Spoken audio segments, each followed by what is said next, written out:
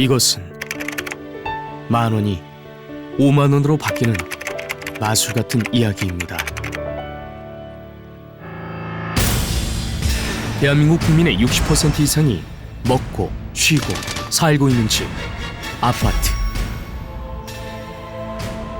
그리고 아파트 주민이라면 매달 꼭 내야 하는 돈, 관리비. 하지만 이웃집은 난방비를 한 푼도 안 낸다? 같은 평수, 같은 아파트라도 난방비는 극과 극이었는데 대체 이유가 무엇일까? 그렇게 시작된 아파트 관리비에 대한 한 여배우의 의문. 2014년 10월 이웃 주민 간의 주먹까지 오간 폭행 시비로 불거지며 이슈화됐고, 그 원인이 다름 아닌 난방비 비리 때문이었음이 밝혀졌는데, 536가구 중에 100군데 이상이 안 내고 산다는 미국 드라마 같은 얘기를 들어가지고 설마 했는데, 어떤 정보도 알려주지도 않고 교도소보다 더 폐쇄적인 곳이 관리사무실이었습니다. 그 후 김 부서는 이른바 난방투사로 불리우며 관리비 비리에 대한 뜨거운 관심이 모아진 가운데 수사 결과 실제로 비리가 존재했음이 판명된 것. 지역 난방이나 중앙 난방의 아파트도 기본 요금이라는 게 있어요. 하지 않아도 기본 요금을 5,000원에서 10,000원까지 부과를 하는 게 원칙이고요. 영원이 나왔다면 그 아파트는 그 난방비와 관련해서 관리 부실이 일단 있고, 또 그것을 눈 감아준 그 주민 대표들도 비리에 연루돼 있다고 볼 수가 있습니다. 하지만 이처럼 드러난 난방비 문제는 빙산의 일각일 뿐. 각종 뇌물수수와 결타, 횡령이 난무하며 아파트는 어느새 비리의 복마전이 되어버렸다 해도 과언이 아닌데, 조용한 곳이 없다, 분쟁이 없는 곳이 없다, 80% 이상의 아파트가 비리가 있다고 추정을 하고 있습니다. 일반 관리비, 청소비, 소독비, 승강기 유지비, 경비비, 대표회의 운영비, 장기수선 충당금, 위탁관리 수수료, 주차수선 충당금 등등 전국 관리비만 12조 원에 달하는 아파트 시대인 지금. 하지만 여러분은 과연 관리비에 대해 얼마나 알고 계십니까? 우리 아파트 동대표 관리소장이 누구인지, 내가 낸 아파트 장기수선 충당금이 어디에 어떻게 쓰이고 있는지 알고 계십니까?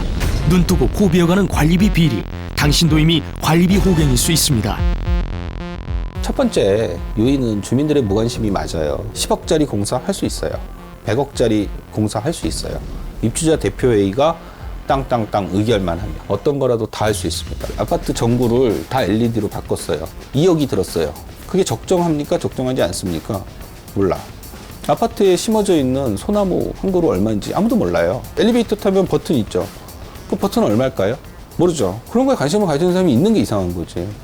근데 그 버튼 하나로 얼마나 많은 돈이 빠져나가는지를 알면 깜짝 놀라실 수도 있다는 거예요.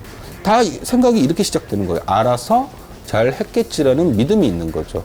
사실 그 믿음을 거꾸로 이용하는 게 비리를 만드는 사람들이죠. 검은 뒷거리가 끊이질 않으며 주민 모르게 줄줄 새고 있는 아파트 관리비. 대체 무엇이 문제이며 어떻게 해결해야 할까? 신개념 법안 경연 프로젝트, 나는 정치다.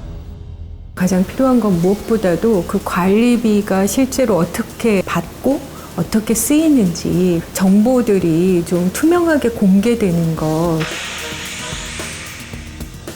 정보 공개에 초점을 맞춰 모든 세목에 대한 구체적인 정보를 홈페이지에 알기 쉽게 공개하도록 의무하여 관리비를 투명화하자는 방안.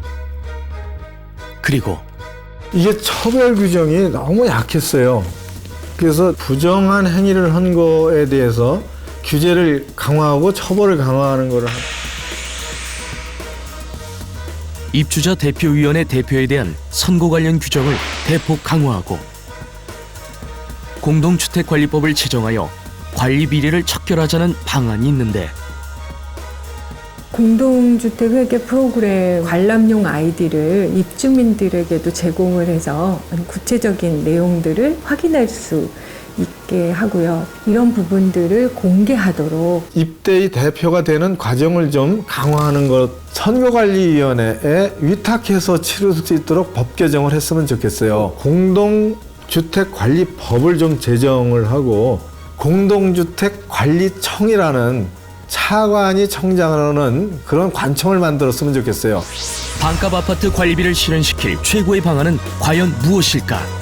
진선미, 윤우덕 의원의 팽팽한 법안 경연이 시작됩니다.